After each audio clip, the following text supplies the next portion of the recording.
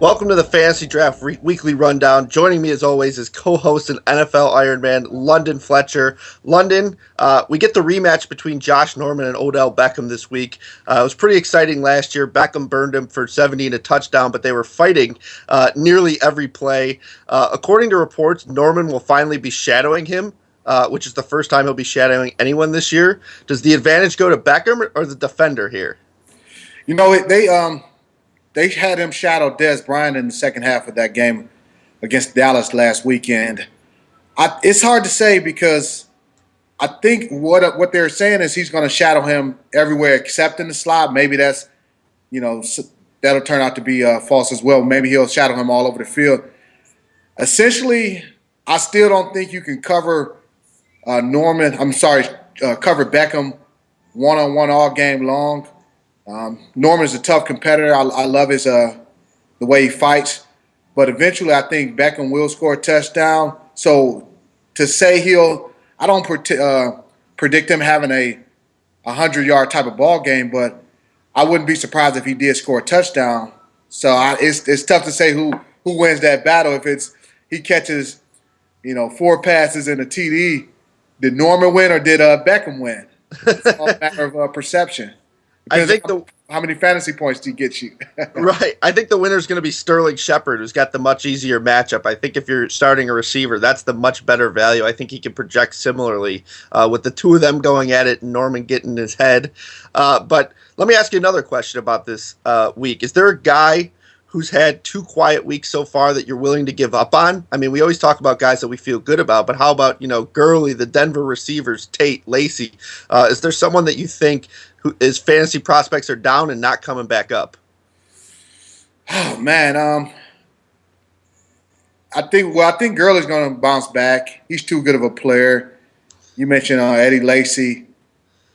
I would say Eddie Lacy. I'm still not convinced that he's in the best shape possible. So I would say Eddie Lacy is a guy who, as I look at, I still don't see him being that player he was 2 seasons ago. Yeah, it doesn't look like they're ready to commit to the run either. And for what it's worth, he's had some quiet games against Detroit. So this isn't the week to go back to the Eddie Lacy well. And that kind of leads me perfectly to getting to the picks for this week. Because I'm going to start with Aaron Rodgers for tournaments.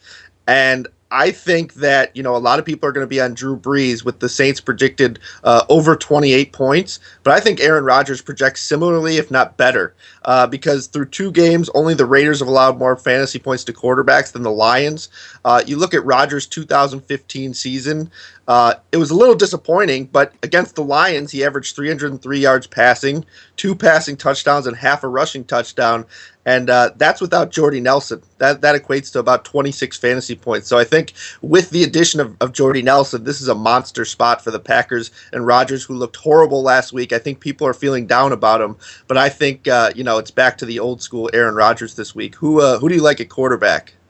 I'm gonna go with a guy that I probably not many people are going to play in their lineup.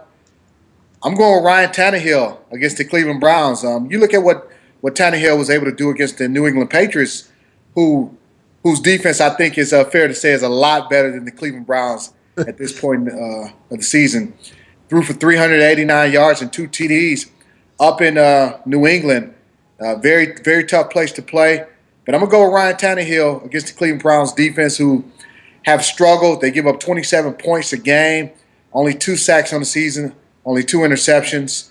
The game will be in Miami.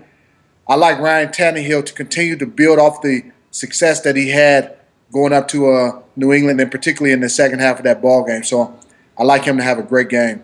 Yeah, we're on the same page there. I said Rodgers specifically in tournaments because I had Tannehill in cash games in my back pocket. I think he's the safe play this week. I don't know the difference between cash games and tournament games, man.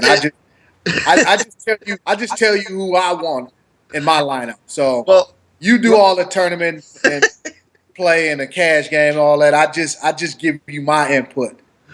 I think people are safe to invest a lot in that Miami passing game. You're right, because they're not going to be able to run the ball, and Joe Hayden's hurt, and it's going to be Ryan Tannehill all day. So let's put it this way: Tannehill is a very safe pick for a cheap price. He could be every bit as good as the top guys. I agree with you. Let's move on to running back, because if I had a prediction this week, it's that Melvin Gordon's going to be in tournament-winning lineups, because even though he's going to be heavily owned and everyone's on him, I think with the injury to Woodhead, he morphs from like a third fantasy running back to a guy who's clearly a top 5 to 10 back in the format. He touched the ball 27 times last week. His snaps were up above 50, which is what Danny Woodhead was in week 1. He scored his third touchdown, so he's getting the goal line work. I mean, this backfield's pretty much morphed into a true bell cow type situation. I don't think Dexter McCluster is going to have anywhere near a Woodhead role, and he doesn't know the playbook yet. So Melvin Gordon against a Colts team that's allowed the most fantasy points to running backs, no brainer. I don't care what format. I don't care if he's 70% owned. I'm using him. So who do you like at running back? You don't think the Cleveland Browns will be able to run the ball against the Miami Dolphins? I beg to differ. I think they will be able to run the ball against the Dolphins offense, against the Dolphins defense, and they're going to have to run the football. You think about this: they're going in there with Coley Kessler, a rookie quarterback, going against that front of the Miami Dolphins. Isaiah Crowell is the play for me at running back. He's not going to cost you on the high end like some of the other guys will. So I like him. He's only going to cost you $9,200 on fantasy draft. He's a guy. He's going to get about 20 touches in this ball game, maybe catch a couple passes.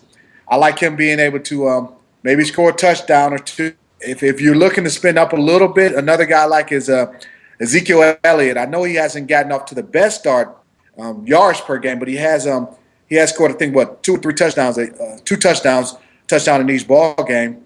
He got it going in that game against the Redskins, ended up rushing for 83 yards. I like him to continue to build momentum and possibly have his first 100-yard rushing game on the season against the Chicago Bears. Yeah, I want to clarify. I do like the Cleveland running game. I don't like the Dolphins running game. I don't hate that Crowell pick, especially at that cost. That cost jumps off the page to me. But let's go to receiver, because I got one expensive guy for you and one cheap guy. The expensive guy I like is not the top of the list like I've been doing. I like Allen Robinson at 14-10 because after 2 terrible weeks, I think it's finally time for him to break out. We saw what Corey Coleman did against the Ravens last week, and he's been shadowed by 2 of the better corners in football. I mean, Jason Verrett is literally one of the absolute best, and Sam Shields is probably top 10 before he suffered that concussion. So he's been still targeted 20 times in 2 weeks, and I think it's about time for this Jaguars offense to show up to the 2016 season. So I think Allen Robinson puts up a monster performance, pretty much comparable with the top guys. So I don't think you need to spend up. And then I like Tyler Lockett for cheaper. We saw what Cam Newton did to this 49ers defense last week. Lockett caught all 4 of his targets last week, so he was pretty efficient, and I think he's going to continue to be efficient. Plus, he's got that big play potential. He played nearly as many snaps as Baldwin and Kearse. It was 71-70 to Lockett's 62.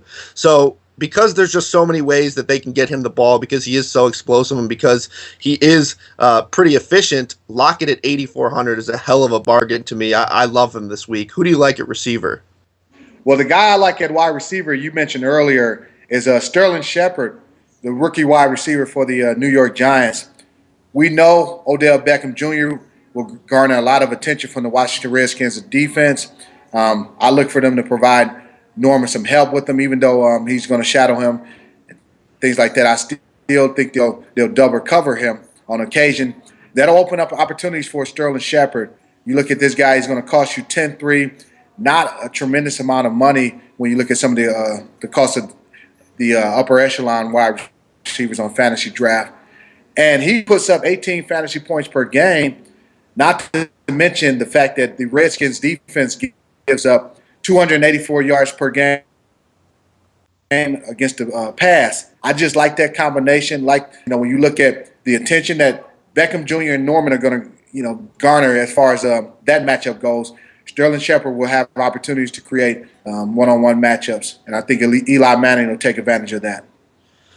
There you go. Let's move on to tight end because this is a guy who's been a big surprise for me this year. Is Dennis Pitta was a guy they basically weren't sure if he was going to be able to play this year, and then through first 2 weeks he looks like a number one tight end in fantasy. So I'm going to go with that trend. He's supposedly Flacco's best friend on the team, so there definitely is some chemistry there. He ranks most in catch. He is tied for the most in catches. He's second in yards and third in targets through 2 games. The Jaguars have been stingy versus tight ends, but that's pretty much because they've given it up everywhere else. I think you could pretty much just play an opponent's strength against this Jaguars defense until they figure it out, which I do think they will. But Flacco to Pitta is legit. They're good friends. I'm gonna rely on the two best friends to give me one more good week at a cheap $6,600 price. Who do you like at tight end? I'm going to go with a guy even less expensive than your $6,600 tight end. I'm going with Kyle Rudolph for the Minnesota Vikings. He'll cost you $6,000 on FantasyDraft. And I know the Carolina Panthers have a great defense, but the way I look at it is the Minnesota Vikings will be playing this game without Adrian Peterson. We don't know what Jerick McKinney will be able to do in a running game. As I look at Sam Bradford, one of the things that he is very comfortable at doing is getting the ball to his tight ends. And I think with him being now 3 weeks with the Minnesota Vikings, he and Kyle Rudolph will start to really connect in ball games. And this connection, the Bradford to Kyle Rudolph, I think will be a big one in this game against the Carolina Panthers, because I don't think the Vikings, because of their lack of the run game, they're going to look at spreading them around and spreading the ball around, throwing the football around, maybe going a little bit of no huddle, and try to get the ball to the tight end. And Kyle Rudolph is a guy that I really like. Let's go to defense. I was struggling earlier in the week with what defense to use, but the Corey Coleman injury pretty much put me over the top. If you were considering them before with Cody Kessler, you definitely have to be considering now the Miami Dolphins defense. I kind of thought earlier this week that maybe Coleman could be this week's Diggs, where no one believes in the quarterback and they could kind of find the talented guy. But now I look at Terrell Pryor in the receiving core. I look at the combination of Crowell and Duke Johnson is okay. This Miami defense isn't anything special, but there's just not really any talent across them. So I think even they'll be able to get it done. Who do you like at defense this week? I like the Tampa Bay Buccaneers at home against the Los Angeles Rams. And I know, the Rams, they're excited about them winning a ball game last week. But it's tough for me to overlook the fact that they average 4.5 points per ball game as an offense, as a team.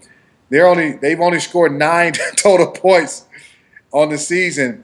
Tampa Bay, they're coming off a game where they struggled mightily against the Arizona Cardinals in Arizona, gave up 40 points. But part of that was Jameis Winston throwing 4 interceptions. I just don't believe in this Rams offense. I especially don't believe in them traveling all the way across the country, playing in Tampa Bay. It's going to be hot down there. I like the Buccaneers defense to bounce back and take advantage of a offense that really struggles to score points. There you go. We agree. Do not spend up at defense this week, even though there are some good options. So let's move on to the questions. London, we got a bunch of Facebook questions this week. This one comes from Mark Paquette. He asks you, which 2-0 team is the biggest fraud, and which 0-2 team has the best chance of making the playoffs? 2-0 team that's the biggest fraud. I think I'm going to go with the Philadelphia Eagles as the biggest fraud. You look at this. They beat a talent-deprived Cleveland Browns team in Week 1, and then they went and beat the Chicago Bears, who really are struggling as well. I just don't think they're as good as their record kind of shows right now. Them being 2-0. I don't think they'll be that great once the season's over with. So that's the biggest fraud. A team that I think that has the best chance at 0-2 to make the playoffs, I'm going to go with the Washington Redskins. and I know people say, well, that's a homer pick. I just don't. I look at the division in particular. I don't see somebody running away with that division. I don't see a team, whether it's the Giants or I already told you I don't believe in the Eagles, The Cowboys, they're 1-1 right now. Nobody's going to win 11 ball games in that division. It'll maybe come down to 9-7, 10-6 again. And this game against the New York Giants would be a great opportunity for the Redskins to get back into the hunt. If they lose that ball game, go down 0-3. Now, if you ask me next week if I still believe in them, I may waver a little bit, but I'm still convinced that they'll be in the mix and they can get into the playoffs and win that division, even though they're 0-2 right now. Well, the two most predictable things about London Fletcher, if you ask me, is he was going to play every week of football and he was going to pick the Redskins.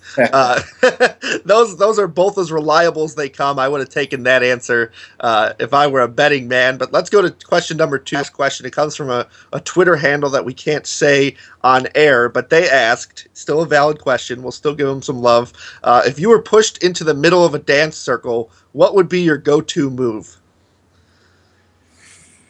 Wow, my go-to move, man. I don't know that it really has a name for it. It just kind of like the Midwest thing. You just kind of show your Midwest swag and put your hand in the air. That's always a pretty cool move to do. It's always on a beat. You can pretty much do it anywhere to any song. There you go. London even gave you a demonstration, so you can't get any better than that. Until next time, I'm Ricky Sanders with the dancing London Fletcher, and we are out. Peace.